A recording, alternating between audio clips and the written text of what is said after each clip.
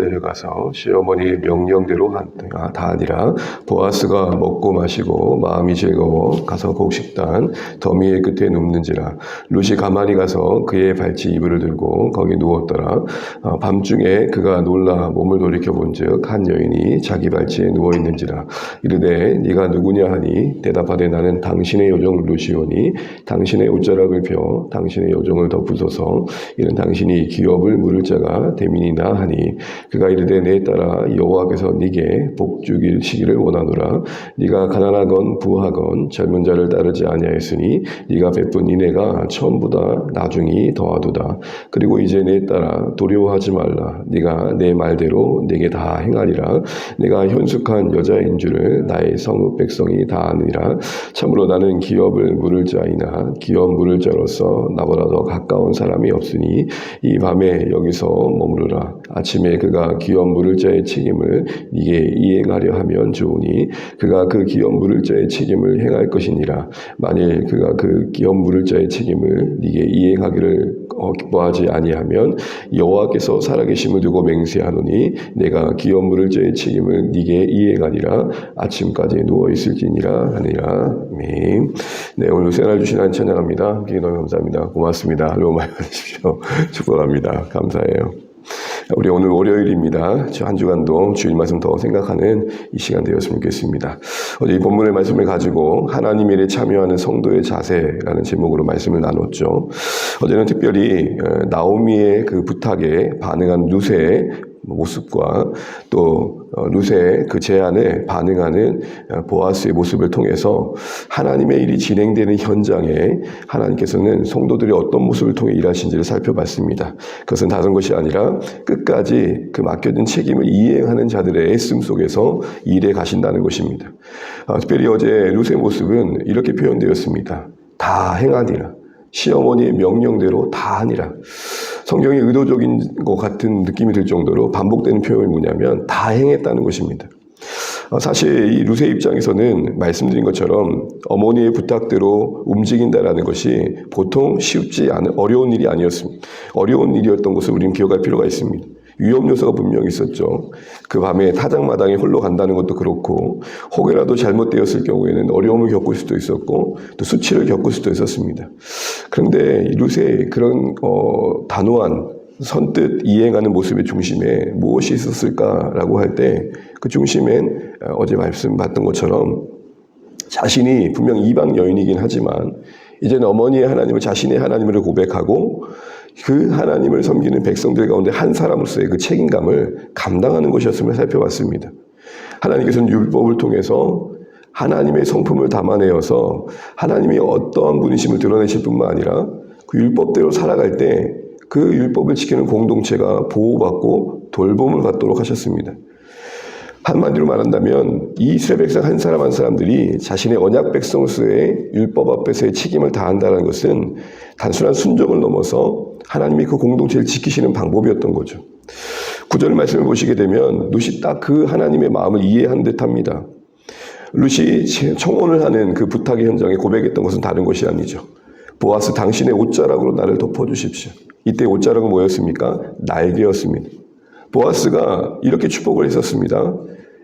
룻아, 이스라엘 하나님께로 피한 너에게 하나님께서 너에게 보답해 주셔서 그 보호하심의 날개로 너를 덮어주시면 좋겠다. 참 멋진 표현이죠. 딱 그것을 기억하고 룻이 보아스에게 요구하는 겁니다. 보아스, 당신이 나에게 그렇게 말씀하지 않았습니까? 하나님의 보호하심의 날개 아래 거하기를 원한다고? 당신이 그 손길로 나에게 좀 함께 해주시면 안 되겠습니까? 그런 차원에서 이야기했던 게 당신이 기업 물을 자임을 잊지 말아 주십시오 라는 거였습니다. 기업 물을 자의 역할을 감당해달라는 부탁이었던 거죠. 그러니 룻의 청혼은 단순히 남녀의 정사를 넘어서 내가 이 남자 한번 붙들어가지고 팔자 한번 펴봐야겠다 이런 생각이 아니고 죽은 남편의 그 빈자리를 이 율법의 책임을 다함으로 채워보겠다는 거였죠. 특별히 오늘보다는 그때는 더 공동체적이었습니다. 그 남편의 이름을 잊고 그래서 땅을 회복하는 것들은 단순히 그 자실 자체로 의미를 넘어서 그 공동체를 지키는 그 공동체의 명예와 재산을 지키는 행동이었던 것이죠. 바로 그 역할을 자기가 하겠다는 거였습니다. 사실 나오미가 부탁을 했지만 룻이 고집을 부리면 이건 이루어질 일도 아니었던 거죠. 여기에 대한 보아스의 반응이 어땠습니까? 11절 말씀 한번 읽어보겠습니다. 11절 그리고 이제 내 딸아 두려워하지 말라. 네가 내 말대로 내게 다 행하리라. 네가 현숙한 여자인 줄을 나의 성읍 백성이 다 아니라. 반응은 어땠습니까? 오히려 당황할 건 보아스였습니다. 아니 그 잠든 밤에 발치에 앉아있는 여인을 발견했을 때 얼마나 놀랐을까요? 그런데 오히려 안심을 시키고 그의 입장을 다 헤아린 듯 너는 참 현숙한 여인이라는 칭찬을 합니다. 현숙하다는 칭찬 속에 지금 룻의 청혼의 제안을 잘 이해한 보아스를 보는 것이죠. 지금 보아스를 바라보는 룻이 단순히 사심을 가지고 어떤 한 여인의 마음으로 자신에게 찾아온 게 아니라 며느리로서의 그 율법의 책임을 다하는 한 신실한 여인으로서 그를 이해한 것입니다. 아, 내가 아직도 이 나이인데 남자답구나 뭐 이런 생각한 게 아니라 보아스도 룻의 청혼이 언약 공동체 한 사람으로서 책임을 다하는 행동으로 받아들였다는 것이죠. 그걸 말하는 표현이 그 뒷변에 내 성읍 백성이 너의 이 신실함을 안다 했습니다. 무슨 말입니까? 룻이 얼마나 초지일관으로 이방 여인임에도 불구하고 오히려 이스라엘보다 더 신실한 목소리로 언약 백성다운 모습을 지켰는지를 알고 있다는 것이죠. 더 나아가 12절 13절만 봐도 기업 물을 자로서의 우선순위가 자신보다도 앞선 사람이 있음에도 불구하고 그것을 사심이 있었으면 제꼈을 거 아닙니까? 온갖 편법을 다 동원해서라도 이런 기회가 없지라고 붙들었을 겁니다. 그런데 자기 입속 챙기겠다고 욕심 부리지 않고 율법이 정한 질서 안에서 그 일이 잘 진행될 수 있도록 기꺼이 돕겠다는 말을 합니다. 혹 그 사람 책임 다 지지 않으면 나라도 할 테니까 룻아 염려하지 말아라. 내가 네 뜻을 잘 받아들여야겠다. 이런 말을 하는 것이죠. 두 사람의 공동점이 뭡니까? 사심을 뛰어넘고 있고 말씀 안에서 기꺼이 주어진 책임을 다하고자 합니다. 그리고 그 이행을 통해서 말씀에 담아내신 공동체를 지키시는 서로의 결핍을 돌보고 살피고 보호하시는 그 공동체 안에 담으신 하나님의 가치와 정신을 구현해내고 있습니다. 이 말씀을 보면서 이 시대의 모습을 다시 한번 오버랩하게 됩니다. 사실 오늘 이 시대의 키워드를 어느 누군가는 각자 도생이란 말로 정한 걸 봤습니다. 각자가 살 길을 찾아야 되는 시대라는 것입니다. 어디 하나 누구 하나 책임지는 사람이 없다는 것이죠. 자기 입술만 추구하고 타자의 아픔에 공감하지 않은 이 시대의 현실을 그렇게 표현할 때 그 중심에 많은 분들은 책임의 실종이 있다라고 말을 하고 있습니다. 사랑하는 주안의 가족 여러분, 각자 도생의 사회에 책임의 실종이 있다고 합니다. 각자 도생의 교회에 책임의 실종이 있는 것입니다. 각자 도생의 가정에 책임의 실종이 있는 것입니다. 룻기는 이러한 시대적 분위기를 우리에게 거스도록 도전하는 것 같습니다. 나오미와 룻과 보아스가 각기 무언가 책임감을 느끼고 자신의 시대에 할 수 있는 말씀 앞에서의 신실함을 보여주었을 때 그 베들레헴 풍년이 나오미의 그 빈손을 채우고 그 안에 회복의 이야기를 만들었다는 사실을 우리 잊지 않으면 좋겠습니다. 사랑하는 주안의 가족 여러분, 그런 의미에서 이번 주신 말씀 안에서 우리의 가정과 일상과 교회를 지키고 회복하시기 위해 하나님은 말씀 안에 우리에게 요구하시는 책임을 맡겨주셨습니다. 그 책임을 기꺼이 이행하는 한 사람 한 사람이 모여 건강한 가정이 되고 건강한 교회가 되고 건강한 사회가 될 것입니다. 책임이 뭐라고 했습니까? 부르심에 응답하는 것입니다. 목회자로의 부르심에 신실하게 응답하는 한 분 한 분이 모일 때 건강한 교회가 되는 것이죠. 성도라는 부르심에 신실하게 반응하는 신자들이 모일 때 건강한 사회가 만들어져 가는 것입니다. 이런 의미에서 창세기의 아브라함을 아브라함으로 바꾸시고 이제는 진정한 복의 근원의 삶이 무엇인지를 그에게 부탁하시는 창세기 18장의 사건을 우리가 떠올리게 됩니다. 이름을 바꾸신 뒤에 이제는 네가 한 아비가 아닌 열국의 아비로서 부르신 그대로 복의 근원이 된다는 것은 다른 것이 아니라 내가 행한 일에 관심을 갖는 것이고 내가 행하고자 하는 그 일들에 하나님 앞에 서서 중보자가 되는 것이다 라는 말씀을 보여주셨던 것을 우리 잊지 않으면 좋겠습니다. 더 나아가 오늘 특별히 이 룻이 이 책임을 다하는 데 있어서 그 책임을 다하는 현실의 모습을 보아스가 이렇게 표현했던 것도 기억해야 될 것 같습니다. 10절 말씀을 보시게 되면 이 보아스는 룻의 그 책임에 이행하는 모습을 이렇게 표현합니다. 네가 베푼 인애가 처음보다 나중이 더하도다. 사실 처음은 화려하지만 끝은 흐릿하고 흐지부지해지는 게 사실 우리의 많은 모습들 중에 한 모습입니다. 그런데 오늘 룻은 이런 평가를 받습니다. 너의 처음의 그 신실한 행위가 나중 갈수록 더 풍성해지고 더욱더 넘쳐나는구나 라고 말합니다. 그리고 그 행위를 인애라고 표현하고 있습니다. 인애는 한마디로 사랑입니다. 친절을 베푸는 사랑, 헌신하는 사랑. 특별히 이 사랑은 하나님의 언약의 사랑을 표현할 때 썼습니다. 하나님의 언약의 신실한 사랑은 무엇입니까? 사랑의 대상이 된 이스라엘에게 방해받지 않는 사랑입니다. 우리의 못남에도 우리의 악함에도 하나님의 사랑은 꺾일 줄 몰랐고 그 꺾이지 않는 하나님의 언약의 신실한 사랑이 예수 그리스도를 보내신 사랑으로 열매 맺었고 그것이 오늘도 지금도 우리에게 계속되는 사랑이라는 사실들이라는 것이죠. 그 사랑을 닮은 신자들의 성품은 무엇이 되어야 됩니까? 인애가 되어야 된다는 것입니다. 그리고 그 인애를 따라 책임을 이해가는 한 사람 한 사람들이 바로 하나님의 손길이 되어 하나님의 일하심의 통로가 된다는 것이죠.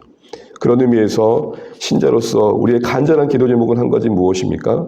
하나님, 내 안에 그리스도의 사랑의 깨달음이 풍성해져서 하나님의 그 사랑의 너비와 깊이와 높이와 길이의 그 어떠함을 날마다 깨달아가서 하나님의 충만하심으로 충만케 해주십시오. 그 사랑을 구하는 기도가 우리 가운데 분명히 있어야 한다는 것입니다. 사랑하는 주안의 가족 여러분, 이 주일 말씀을 다시 한번 기억하시면 좋겠습니다. 우리의 인애가 처음보다 더 풍성해지면 좋겠습니다.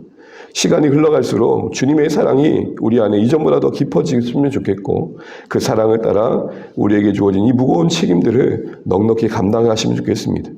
아비로서, 어미로서, 또 한 신자로서 또 우리에게 주어진 여러 직분들을 책임으로 여길 때 무거운 의무감과 짐이 아니라 사랑이 있어 그 일을 통해 이루실 하나님의 일하심에 대한 기대감으로 신실하게 감당해가는 우리가 되었으면 좋겠습니다.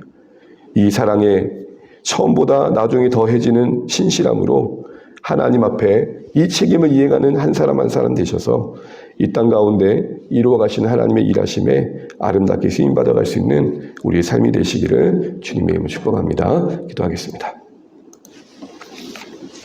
네, 오늘도 우리 주신 말씀 또 한 주간 더 기억하면 좋겠습니다. 인애를 더함으로 우리의 책임의 이행을 다함으로 하나님께서 주신 은혜 안에 거하는 우리 삶이 되면 좋겠습니다. 정말 우리에게 지워진 짐이 때론 버거울 때가 있지만 그 사랑이 우리를 감당케 할 것을 믿습니다. 하나님의 사랑이 우리 안에 주어진 그 책임 앞에 진실하게 할 것이고 신실하게 할 것입니다. 우리 이것을 기억하고 주의 도우심을 구하면 좋겠습니다. 주님의 사랑을 더 깊이 깨달아가는 우리가 되게 해달라고 기도해 주십시오. 어느새 의무감으로 치우친 우리의 삶의 무거움은 그 사랑의 결핍일 수 있습니다. 우리 모든 주 안의 가족들이 이 그리스도를 통해 증거된 하나님의 사랑의 그 풍성함을 더 많이 경험하게 해달라고 기도하면 좋겠고 구원받은 기쁨 속에 구원받은 신자로서의 책임을 다하는 은혜가 있게 해달라고 기도하시면 좋겠습니다. 오늘 또 한 주간의 시작입니다. 사랑하는 우리 성도님의 일상 위에 하나님의 도우심이 있고 평강 가운데 잘 감당하는 하루가 하루가 될 수 있도록 기도해 주십시오. VIP를 품고 섬기는 일에도 은혜가 있게 도와주시고 특별히 우리 자녀 세대가 또 방학을 잘 마무리하고 새 학기를 잘 맞이할 수 있도록 기도해 주시면 좋겠습니다. 우리 연약한 가운데 성도들도 주의 은혜에서 잘 회복될 수 있도록 기도해 주십시오. 우리 또 각자 기도 제목을 기도해 주시고 이 나라의 민족과 이 땅의 교회와 선교지를 위해 은혜가 있도록 기도해 주십시오. 우리 같이 함께 기도하겠습니다. 하나님 아버지 감사합니다. 오늘도 주의 은혜 가운데 한 달을 시작하고 또 한 주를 시작합니다. 아버지 하나님 우리를 긍휼히 여겨주시사 아버지 하나님 주시는 은혜 안에 머물게 도와주시고 특별히 하나님 그의 사랑이 우리 가운데 풍성케 하여 주시옵소서. 그 사랑이 우리 안에 역사하여 하나님 우리에게 준 책임을 넉넉히 이행할 수 있기를 원합니다. 오늘 룻이 그 어머니의 부탁을 감당하며 하나님 아버지 언약 백성의 그 책임을 다하는 모습을 통해서 그 가정을 회복케 하는 손길로 쓰임받고 있는 것을 보게 됩니다. 그리고 그 중심에 하나님의 인애가 역사하고 있었습니다. 이방 여인으로서 천대받고 멸시받았을 그가 베들레헴의 하나님 아버지 사람들의 친절 속에서 그 사랑을 알아가고 하나님 어머니의 모습을 통해서 하나님을 알아가며 그 사랑이 자라갑니다. 하나님 우리 사랑하는 주 안의 가족들도 서로를 통해서 주님의 사랑을 더 알아가게 도와주시고 그 사랑의 너비와 깊이와 길이와 높이의 어떠함을 깨달아감을 통해 하나님의 사람들로 세워져가게 도와주시고 우리의 공동체의 토양이 하나님의 사랑이 되게 도와주십시오. 어떤 시스템과 조직과 전통과 간습이 아니라 은혜의 사랑이 우리 안에 토양이 되게 하셔서 우리 안에 정말로 하나님 한 사람 한 사람이 신자로서의 책임을 다하는 아름다움을 보이게 도와주시고 우리의 가정에서 우리의 교회에서 우리의 일상 속에서 주어진 책임을 다할 수 있는 은혜가 있게 하여 주시옵소서. 우리 사랑하는 자녀들을 붙드시며 VIP들을 기억하여 주시고 주께로 돌아올 영혼들을 우리가 품고 기도할 수 있도록 주여 우리를 붙잡아 주시옵소서. 주님 감사합니다. 주님 도우시고 역사하여 주시옵소서.